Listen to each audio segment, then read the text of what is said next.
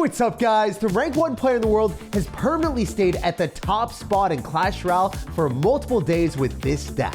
Using the overpowered Royal Chef Tower to cook up pancakes on Archer Queens, Bandits, and Battle Rams to get them to level 16 when the opponent doesn't have Elixir is an instant good game. Especially when you can pop a 1 Elixir ability and delete their entire army. Level 16 Archer Queen doesn't die to lightning, one-shot spirits, and does a ton more damage. Oh, and you can keep her or your evolved Battle Ram alive with your Heal Spirit for even more toxicity. And since Electro Giant has found a new spark in this meta after the buff, you're gonna need Heal Spirit to keep your Barbarians healthy. This deck requires more skill, but it rewards you for being good at the game. Let's level up our spam with a little bit of skill to assert dominance. And lots of Magic Archer love to everyone that's supporting the channel with credit code SirTag. So dropping into the game against Divinity, it's time to see if he's got a blessed deck. An S-tier strategy like Goblin Giant, Rune Giant, where he just buffs up his cards. Oh yeah, I was talking about it. You really are divine, my dude.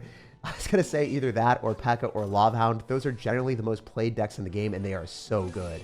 We're gonna Magic Archer pretty early on because I don't think that if you Rune Giant, you're properly able to support everything. And dual lane pressure for us is generally the best bet for this deck.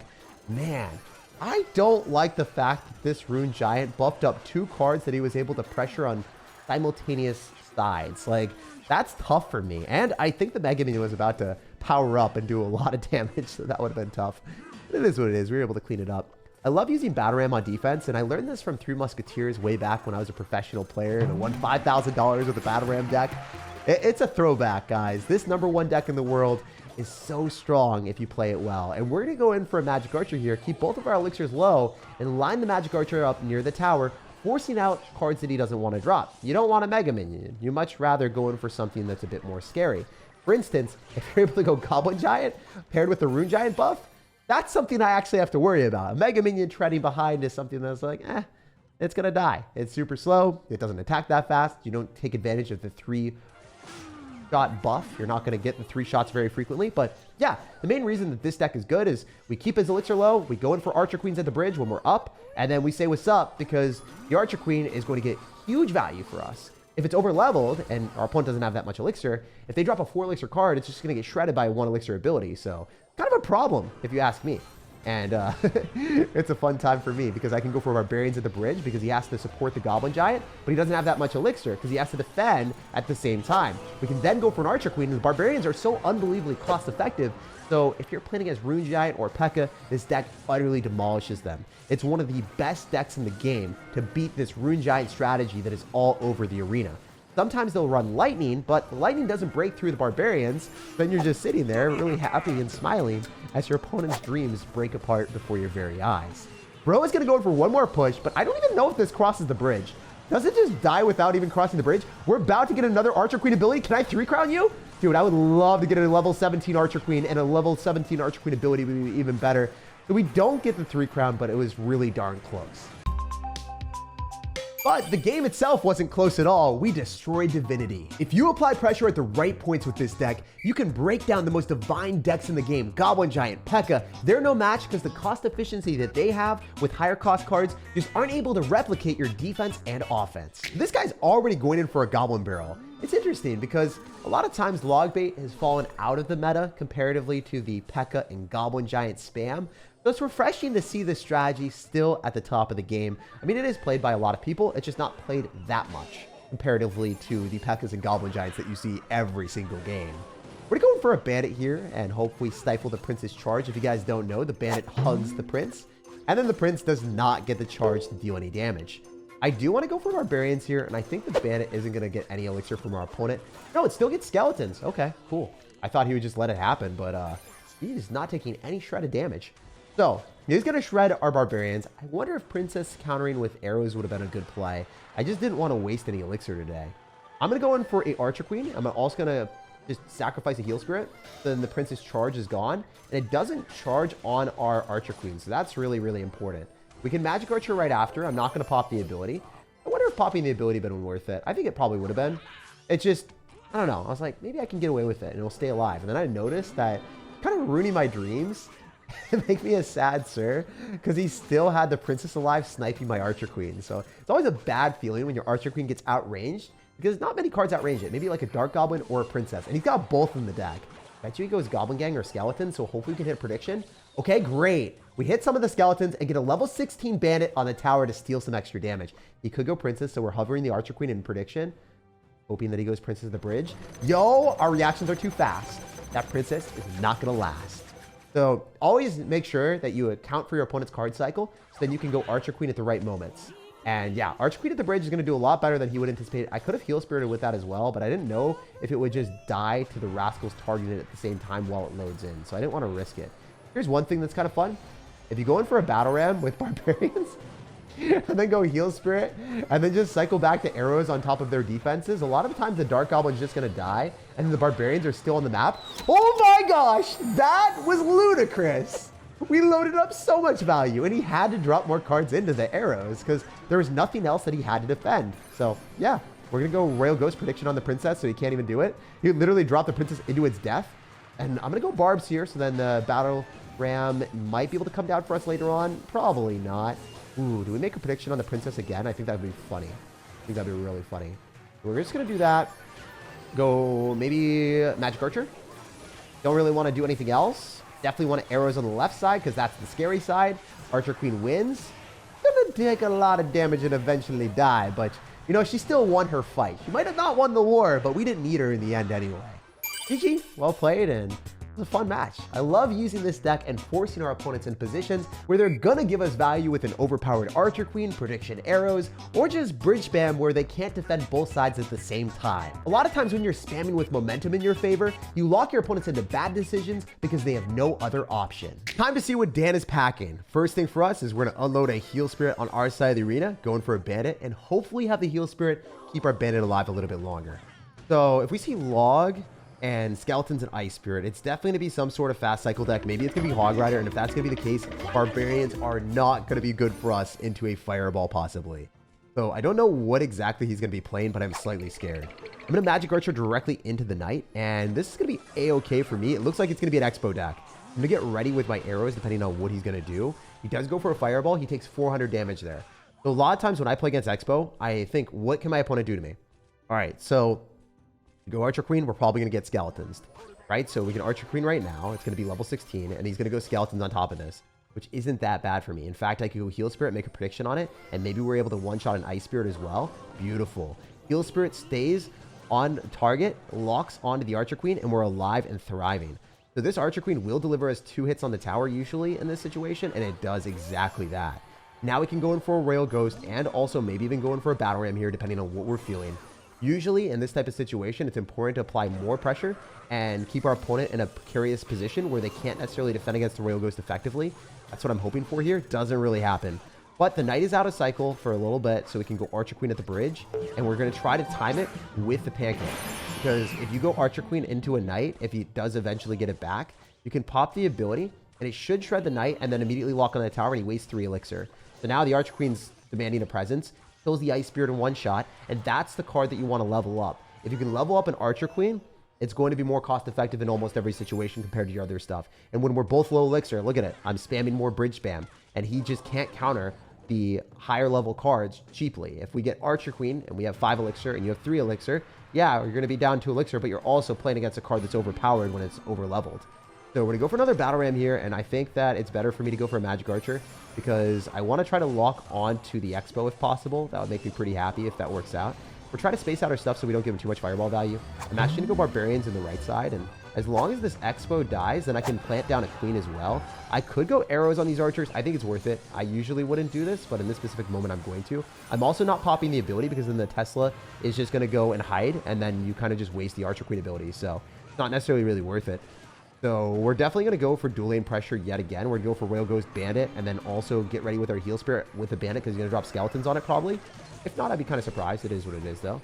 We go arrows directly on the Tesla and the Archer on the right side because he has less stuff there on that side and we also have more damage. We go Battle Ram as well, and then I think we can go for a Royal Ghost on the Ice Spirit so it doesn't lock onto our tower. And I'm considering applying more pressure here with a Magic Archer on his archers. But I don't think the archers are within radius, so it's not really worth.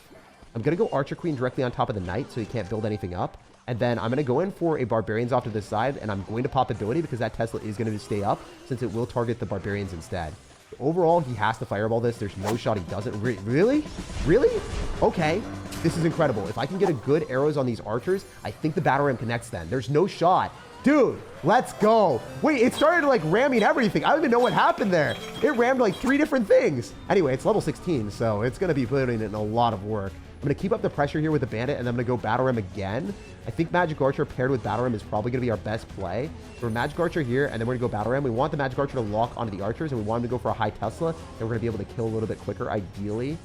All right, this is looking okay. I do think it's going to be a win. It's just going to take a lot longer because this is one of those players that's running Expo and that just doesn't want to lose. So he's just going to cling on to life for the rest of the minute. In my 8 years of playing Clash Royale, I've learned one thing for sure. Even if an Expo player has no hope of winning the game, they will waste all of your time. Giving Expo the brutal bashing with the battle ram, hitting the Tesla and the tower at the same time was the death that Expo deserved. So Pancake Tower is beyond broken with this deck because of Archer Queen. If you get the Archer Queen leveled up, there's not much that the opponent can do besides dropping a Pekka on it to kill it. That's literally the only cost-effective thing that they can do. And if they Pekka or Mega Knight, then they're probably going to lose in the other side to your bridge spam because guess what? The Archer Queen only costs 5 elixir. If they're spending 7, they're going to be down 2, and then the bandit will break through. So it's just something to keep in mind. This guy is going to have an interesting deck. So we see Royal Ghost and Ice Wizard, so it's likely to be some sort of bridge spam as well with Pekka, if I had to guess. I'm going to go for an Archer Queen ability, but I don't want to do it too soon. I want to make sure that his tower is in vicinity, so then our Archer Queen doesn't have to walk up much longer. And he misses the tornado, so that's really, really good for us. You know, I would expect as we win more games, the opponents would be like more precise with their placements, but I think this guy's going to be playing Pekka. If anyone misses a placement and is able to get away with it at higher ranks, then obviously he's a Pekka player because the placements don't really matter. They just herp derp cycle their Pekka and all in. So what are you? An idiot sandwich. I knew it. I saw him miss the placement. I was like, the only way he would be able to do that is if he was a Pekka player. It's so sad, but so true, you know? I can't lie to you guys. I can't lie. All right, we're popping Archer Queen ability to kill the Pekka, hopefully before it does anything extravagant. And we're going to expect him to go in for guards here. So I would like to actually go in for a heal spirit and maybe get another ability with this Archer Queen if possible. That'd be really, really cool. Would it be spamming it? I don't think it's going to come down in time. He went for Royal Ghost instead, so that's a little bit unfortunate for us, but it's still fine. Overall, the Ghost will die, and we can get a Battle Ram at level 16 here. So I do think this is okay. I'm going to go for arrows, and I've played these games before, guys. I know what these Pekka players do. They have no elixir when you go in for the bandit, and they don't have guards. And then they have to... Oh, wait, what? Maybe I haven't played these games before, guys. New series, Doomsday Peppers. He had elixir for an evolved Pekka. I might be cooked. I don't even think it's a might. I think I am cooked. But I can cycle a heal spirit to pull stuff away from our Archer Queen and maybe drop an ability so only one Pekka hit happens. Oh, not even one. Okay. So I've played these games before and they're not that scary. If you use Heal Spirit and Archer Queen in that positioning, you can full counter a Pekka, and that is definitely the best play you can do with this deck. So if you're wondering, how do you counter an evolved Pekka? I showed you guys, and I learned that myself. I was testing for science with the most optimal placements and expecting it to work because how else would the rank 1 player in the world win if it wasn't able to counter Pekka, right? Like, yeah, it worked out. It worked out. I wasn't exactly having full faith in that, but it was pretty cool. So we can just go for another Archer Queen here on the Pekka and do around the same strategy that we did before. He might Tornado to try to surprise me, but I'm not going to let that work. I'm also going to go in for a Bandit here, and then hopefully our range cards are able to disintegrate the rest of his stuff. Obviously, if we're going to be able to kill the Electro Dragon, then we're in a great spot. Oh! What? Oh! How did that happen? I'm disgusted by the amount of damage that that thing does. All right. Seriously? Pekka is still tough to beat with this deck. I'm going to show you guys this. Keeping it in for real. Not going to lie. Pekka is not fun if you're not someone that's way better at the game.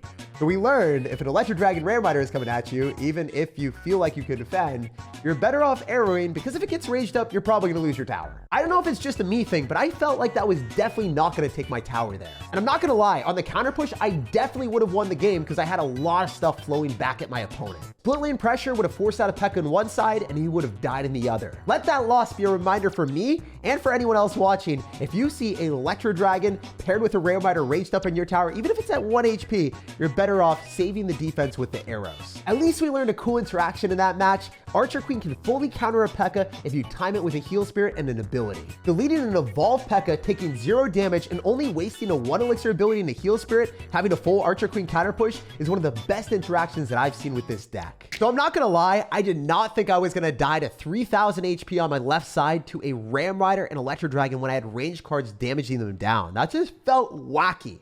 But it is what it is. I will pay way more respects to the Ram Rider. Even after the nerf, the thing is still disgustingly strong. So we're going to plant down our Archer Queen and we're going to bask in the overpowered Pancake Tower as often as we possibly can, because it's really unfair. If you abuse the OP cards in Clash, you're going to get generous positive elixir trades. I dropped the ability there with the Archer Queen. We killed an Electro Dragon and a Knight.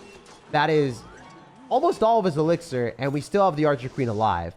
So if we can get Skeleton Dragons out as well, that's another 4 elixir down the drain. And then we can do dual lane pressure with the Battle Ram and Barbarians on the other side. So if he's got barbs, he can only defend one side.